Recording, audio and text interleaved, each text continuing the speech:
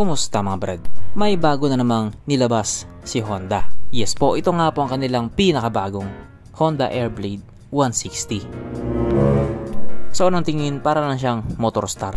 Pero Honda po talaga yan. Meron na siyang anggulo na parang Motorstar yung headlight niya. Pero kapag nakaharap naman yan, para naman siyang Honda Click 160. Sa paglabas nga po nila ng motor na ito, meron naman pong natuwa at sinabi nga pong gwapo daw. Pero kung babasahin nga po natin yung komento ng mga tao, karamihan sa kanila dismayado. Wala kasi silang pambili. Kasama ako.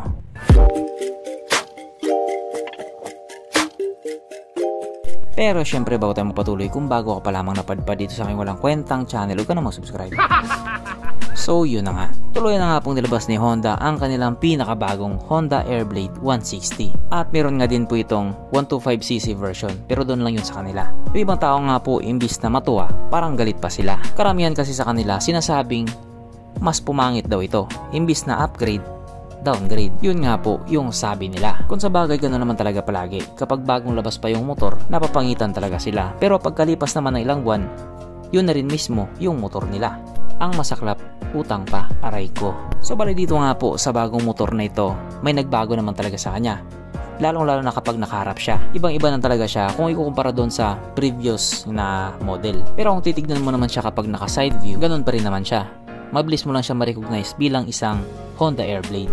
Pogi pa rin siya. Kaya dahil dyan, pag-usapan na lang natin kung ano bang meron sa motor na ito at kung gaano na nga ba talaga siya kaganda. So ito nga po ang Honda Airblade 160 2026 model na mayroong 156.9 cubic centimeter engine displacement, 4-stroke single cylinder, single overhead cam with 4 valves, naka-program fuel injected at ito po ay naka-liquid cooled. Kaya hindi po siya panis sa Honda Click 125. Ang kanyang compression ratio 12.0:1. Pagdating naman po sa kanyang power, ito po ay mayroong 15 horsepower at 8,000 RPM, 14.8 Nm of torque at 6,000 RPM. At dahil nga po kalalabas pa lamang sa motor na ito doon sa Vietnam, wala pa tayong idea pagdating sa kanyang top speed. Ang kanyang tangke ay kaya magkarga ng 4.4 liters fuel tank capacity na kumukonsumo naman na po ng 44.8 kilometers per liter. So para nga po sa isang 160cc na scooter, matipid na po yun. Pero maliit pa rin yung tangke niya. Ang sukat ng kanyang gulong 90/80/14 sa harap at 100/80/40 naman sa likuran. At maganda rin yung mags niya. Pagdating naman po sa kanyang braking system, ito po ay naka-disc brake sa harap at drum brake pa rin sa likuran. Yun nga po yung isa sa mga nirereklamo ng iba. Naka-drum brake pa rin yung likuran niya. At bakit daw parang palaging nagtitipid si Honda? Oo nga naman. Bakit kaya?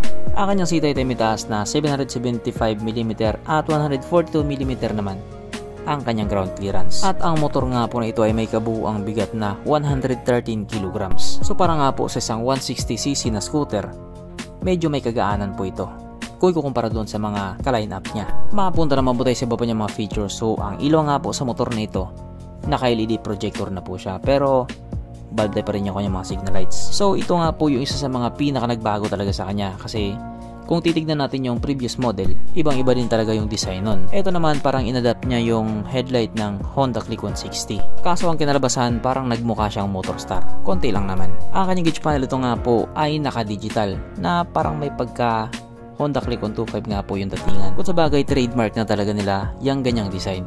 At syempre ito nga po ay naka-smart key. Naka-keyless na po ito. At hindi nga din po mawawala sa motor na ito ang kanyang USB charging port. Na para kahit saan ka nga po magpunta, hindi ka na mangangamba na baka malubat yung cellphone mo kasi nga manonood ka pa ng Cornhub. At nandito na nga po tayo sa exciting na part, ang kanyang mga suspension. So sa harapang bahagi nga po ito ay ginamitan ng telescopic fork. At sa likuran naman ito po ay gumagamit ng dual shock absorber na ayon nga po sa mga taong nakagamit sa motor na ito, maganda ang bounce.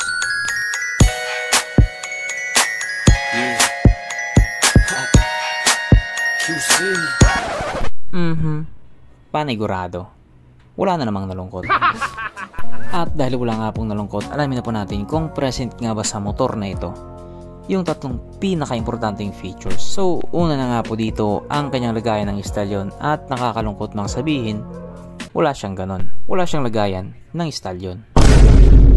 Pangalawa, wala din po siyang sabitan ng pulutan. At oras na nga po para sa ating Red Horse check. Ang pinaka-importanting feature sa isang motor. At ayon nga po sa aking masusing pag-aanalisa, ang motor na ito ay kayang magkarga ng isang kahong Red Horse at kasya pa isang kahon sa kanyang underseat compartment.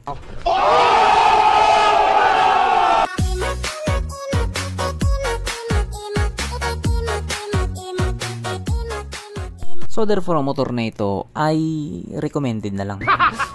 So bali sa ngayon nga po, wala pang balita kung kailan siya ilalabas dito sa Pilipinas. Pero sigurado naman dyan, ilalabas talaga yan. At sa lahat nga din po ng mga scooter ni Honda dito sa Pilipinas, Honda Airblade nga po yung isa sa mga underrated nila. Ang dahilan kasi ng iba kaya hindi nila binibili itong motor na ito kasi nga manipis siya para sa isang 160cc. Gusto kasi nila yung medyo bulky. Pero syempre dahil nga po nagbago na yung itsura niya, baka magbago na rin yung isip nila. So hanggang dito na lang muna mga brad. Kung may gustong sabihin or gustong idagdag doon sa mga sinabi ko, mag-comment ka na naman sa baba. Okay, bye.